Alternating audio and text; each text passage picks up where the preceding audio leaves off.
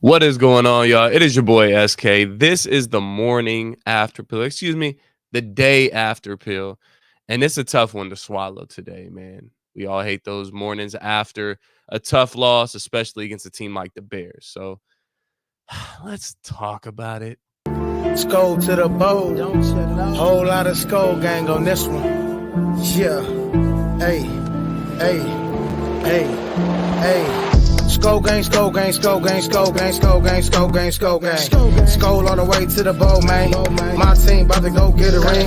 We don't care what the team doing, man. They ain't messing with the perp gang. It's our year, time to get this ring. Bring it home back to the SKOL'd gang. SKOL'd gang, SKOL'd gang, SKOL'd gang, SKOL'd gang, SKOL'd gang, SKOL'd gang, SKOL'd gang. SKOL'd all the way to the bowl, man. My team about to go get a ring. What is going on, everybody? It is your boy SK. I already got some people in the chat. I love to see it, but I'm sorry it's under these circumstances. Let's hope my technical difficulties are set aside for at least 20 minutes so I can give you guys some content here, man. But tough loss, bro. I don't even know where to start. It was just disappointment after disappointment, just frustration after frustration. If I'm being completely honest with you guys, man, that's what a Minnesota Vikings and Chicago Bears Monday Night Football game is all about. That's what we get. That is exactly what we get when we get Bears and Vikings on Monday night. We should have known it when we fucking got our schedule in, what was it, May. We got a Monday night game against the Bears. Expect it to be ugly. I don't care if it's Kirk Cousins at quarterback. I don't care who it is. But that's no fucking excuse to drop a game at home to the Chicago Bears. But let me get some shout outs in before we really get into it, because I might get a little emotional tonight, man, or today. I don't like it. But shout out to Evil the Hope, man. I haven't seen, man, where you been, Too Evil? We went off on that 5-game winning streak. I didn't see too much of you, but now we start losing. Hey, what's up, my guy Justin? He's actually going to be live later on tonight on his channel, so make sure to hit that subscribe button. I believe at 7 p.m. Central Time. How about my cursed jersey, huh? Man, that's what I was saying last night, bro. Before the game started, I said, we got to get a dub in these jerseys, man. They look too fucking good. Excuse my language today, too. There's a lot of emotion, like I said, so I'm going to be cussing a lot. But before that game, we got to get a fucking win in these jerseys, man. We can't keep losing in these throwbacks. Can't keep losing in these throwbacks, man. Justin says, this whole team is cursed. That's what it feels like, man. That's kind of where we're at. That's kind of where we're at right now, man. Unfortunately. But how we feeling on the status of the team, man? I understand we're all sitting here and we're upset about the situation and blah, blah, blah, blah, blah. But like, are we gonna slip into the playoffs? Like, at this point, if we're dropping home games to the Bears and looking the way we looked, especially on the offensive side of the ball, then I mean, what should we be expecting the playoffs? Because right now we're looking at the Green Bay Packers, we're looking at the Rams, who looked really good on Sunday, and they're only a game out. And the Packers, we still got to play the Packers again. We're sitting here talking about, oh, well, we still got 2 games against the Detroit Lions. We got a chance at the division. You can kiss that division goodbye. And that's not because of the Lions. That's because of us. That's strictly because of us. So now we got to worry about holding on to that last wild card spot. We can't lose to the Green Bay Packers. Now, a game that we wrote off as, okay, that's a win. We're going to get that. We'll get that one. We just got to worry about these 2 Lions games. That's not the case anymore. That is not the case anymore. We're crossing our fingers, hoping this team can hold on to that last wild card spot. Now, if we want to look into semantics and we want to look at other teams' schedules and say, hey, well, we got the better remaining schedule than the Seattle Seahawks and the Green Bay Packers, sure, you can say that. But again, we just lost to the Chicago Bears at home.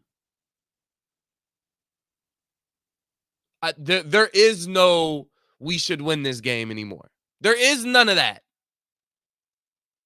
That's done. Instead of all these games are winnable games, it should be all these games are losable games. That might be a loss. I don't care what you say about Browning and the Bengals. That's in Cincinnati. That's a good defense. They still got Jamar Chase. They still got Joe Mixon. That's not a win. After last night, I'm looking at these games and I'm saying that's looking like a loss now.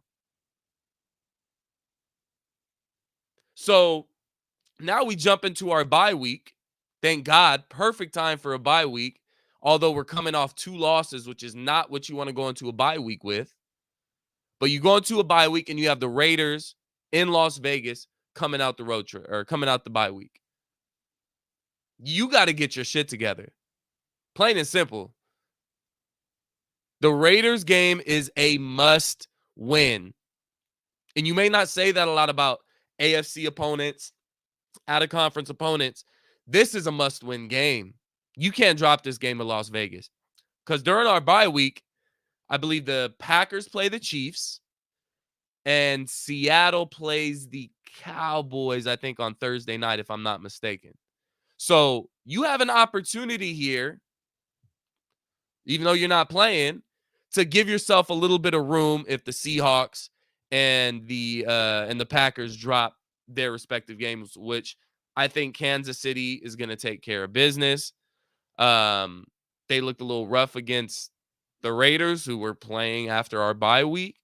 So again, just like the Bears, the Raiders are a frisky team, a chippy team.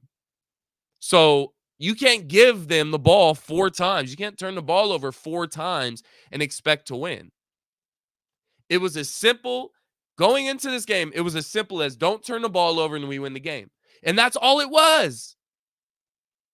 That's all it was. It wasn't one bad mistake where we just let the game slip away. It wasn't our defense playing shitty. It wasn't our offensive line playing bad. It was strictly due to us turning the ball over. And we got to look at Josh Dobbs. And it's been a good run, guys. We went 2-2. We went 2-2 with Josh Dobbs. Before we started and we found out Josh Dobbs is going to be our starter, when he stepped in for Jaron Hall, and if we said, hey, well, we're going to go 2-2 in the next 4 games, it is what it is. Josh Dobbs is going to, he's going to slip up. He's going to be Josh Dobbs that we think he is. But we're going to go 2-2. We'll take it. We'll take it. But turnovers. The story of every single one of the Minnesota Vikings losses in 2023. Turnovers. That's it.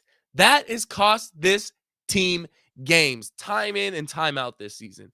And I told you, not only me, Rap, I'm sure Justin said the same thing, but I mentioned it specifically. Every year, every single team has a trend. And our trend this year is turning the ball over.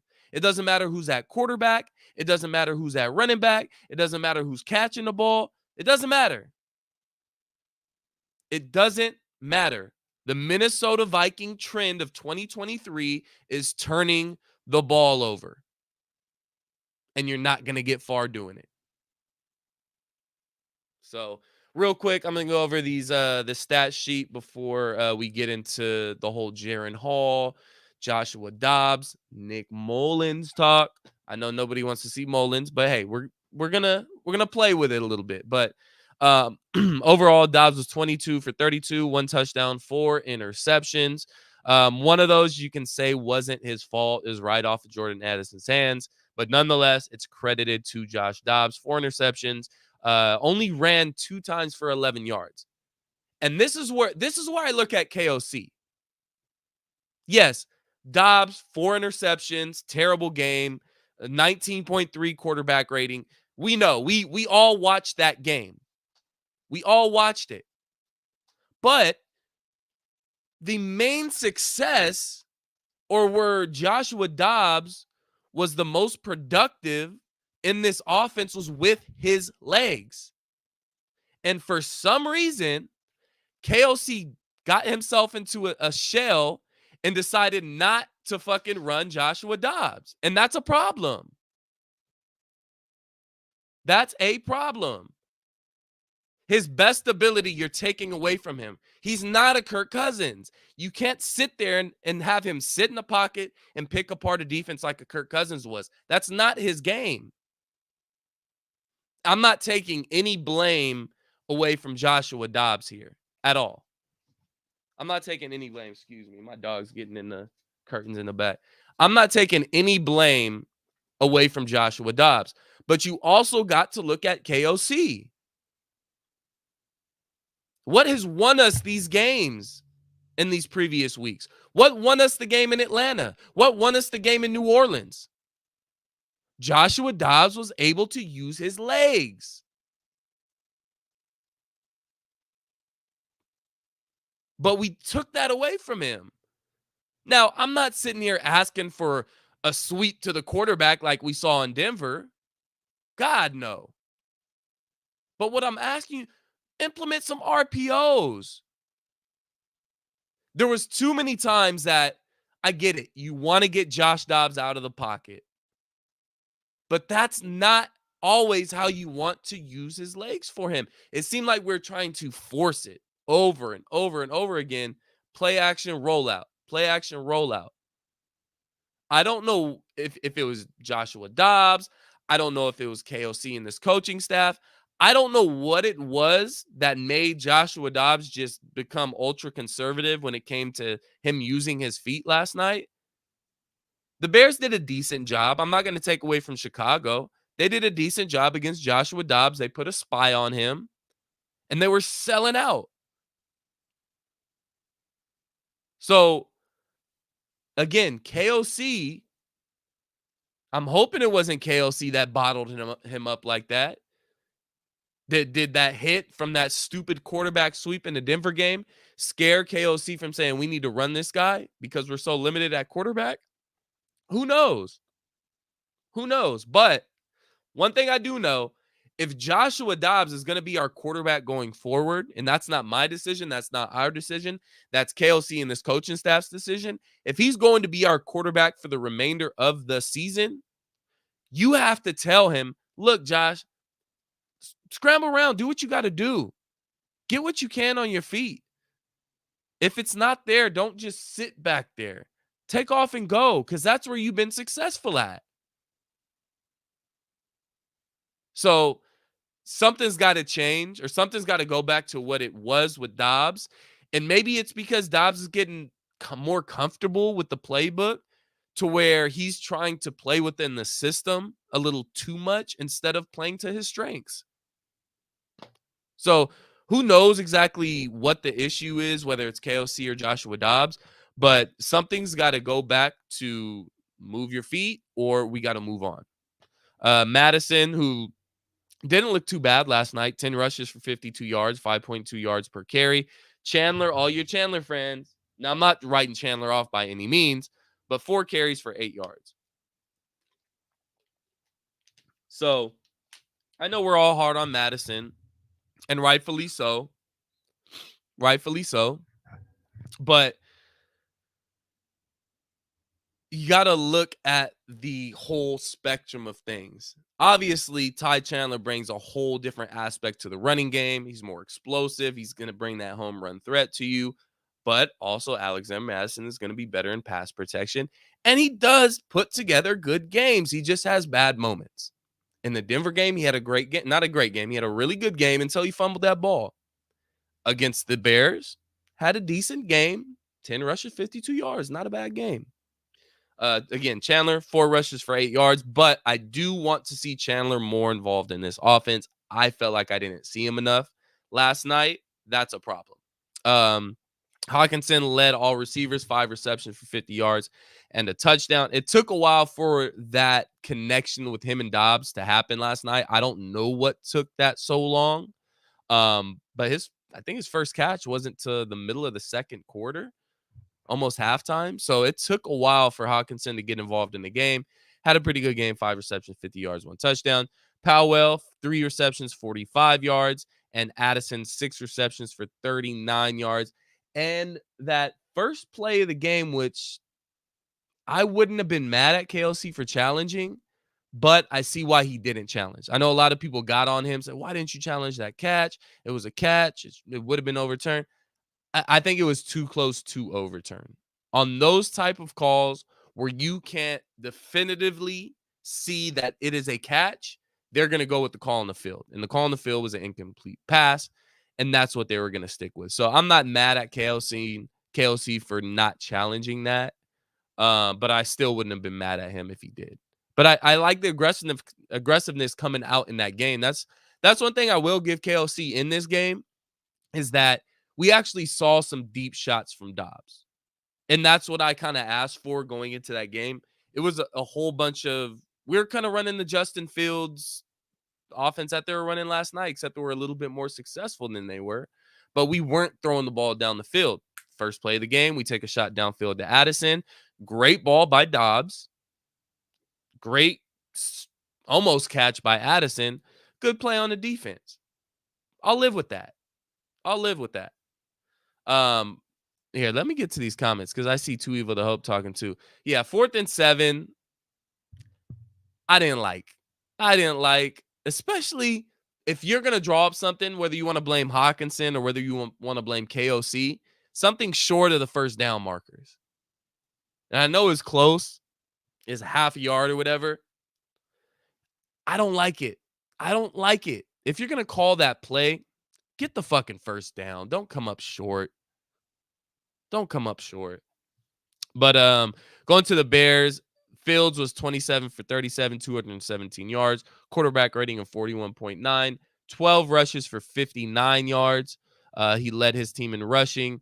DJ Moore, who I said, the one guy you can't let get off on you this game on Monday night is DJ Moore, and you let him do so. In the most crucial moments of the game, you let DJ Moore do so. 11 receptions, 114 yards. Unacceptable. The one guy you have to worry about on the Chicago Bears offense. The one guy. And you let him put up 114 yards on you. Cole Kmet, 7 receptions for 43 yards. Cole Kmet was pissing me off, and it was not his fault. But to start that game, and I have no room to talk bad about Flores. Flores has been great for the majority of this year. But if we're going to send a blitz on 4th and 10, put somebody on Cole Kmet. The one guy that was getting off on you in the first quarter of that game, you left him wide open on a 4th and 10. I get it. You're sending a blitz. You want to send pressure. It's a quote-unquote all-out blitz, cover 0, whatever you want to call it. There should be a guy on Cole Kmet. Guy on DJ Moore, guy on Cole Kmet. I can live with a guy like Tyler Scott or whatever the hell his name is getting a wide open catch on 4th and 10 because we left him open. I cannot deal with a guy like Cole Kmet or a guy like DJ Moore being wide open on 4th down. That's unacceptable. Those are the Chicago Bears playmakers. You can't leave those guys wide open on 4th and 10. But again, I can't say nothing bad about Flores because he's been so good this season. So I'm not going to hold that against him. What I will hold against him, though, or against him particularly, is in that last drive, he got away of what's been successful for us throughout the game. Completely got away with it, or from it. Last night, on the first 9 possessions of the game, the Minnesota Vikings blitzed on 59% of Chicago Bears dropbacks. 59%. It's the highest in the league. And I think we're probably higher overall during the season. But 59% of his dropbacks, we blitzed. On that final drive, we didn't blitz once. Not once. We continued to rush three. And by doing that, Field had 2 passes of 10+ yards. And this is credit to Kevin Seifert on X/Twitter. This is where I got it from. 2 passes of 10+ yards on that final possession. Before that, the previous 8 possessions of that game, or excuse me, the previous 9 possessions of that game, he had 1 pass that went over 10 yards. 1. The defense was playing out of their minds the entire game. Yes, there was missed tackles. Yes, there was missed assignments. But overall, this offense continued to put this defense in bad situation after bad situation, and the defense answered every single time. Did not allow a touchdown, 4 field goals, continued to step up for this team and carry this offense, save this offense's ass, and we still managed to lose 12-10. When we needed turnovers at the most crucial times, we got them. But when it came down to that last possession, Brian Flores decided, you know what? I'm gonna rush 3. Let's change things up. Why? Why, Flores? Why? When it's been working so good for you throughout the entire game. And then you just decide to switch up last possession, allow the Bears to get in field goal position, great field goal position, and kick the game-winning field goal. Game's over. Game's over. And since we're still on coaching, I got to speak on KOC again. And I forgot to talk about this earlier. I got to bring it up. But when you go up 10-9, game's been rough for you all fucking game. The game has been rough for your offense all game. You finally put together a great drive, put up 7 points on the board, get a stop. Excuse me. Get a turnover, get the ball back in Bears territory, and you give me 2 weak-ass runs and a bullshit smoke screen. That is terrible situational play calling by KOC. Put your fucking nuts on the table. You have nothing to lose at this point in your season. Yes, there's extreme pressure for you to make the playoffs with the position you're in right now, and you just lost a game to the Denver Broncos. You don't want to lose another game going into your bye. But that's no excuse for you to tuck your tail and say, let's just give him the ball back with a chance to win the game. I'm not asking for you to chuck the ball down the field on 2nd or 3rd down, but give your guys a chance to get a 1st down to end the game. Stop with this pussy shit. You have too many weapons on this offense, with or without Kirk Cousins. I don't give a damn. Especially after you put a drive together with Joshua Dobbs, and we know he threw the 4 picks earlier on in the game. But you finally put together a successful drive with Joshua Dobbs. You got that energy injected into you. You got that. Okay, we got things together now. We got our groove back. Let's fucking run into a brick wall 2 straight plays, and let's try a bullshit smoke screen and punt it back. Okay, so here's what I was referring to, Blake. So you said if Dobbs throws a 5th interception that last drive, do we criticize his play calling? Some would. It's unfortunate. Yes, this is where you're kind of on the fence of things of, well, if we throw the ball and Dobbs turns it over, then KOC looks like an idiot. You should have just ran the ball and punted it. You had a better chance. But it's the play call that you do. I'm not asking you to chuck the ball 15, 20 yards downfield.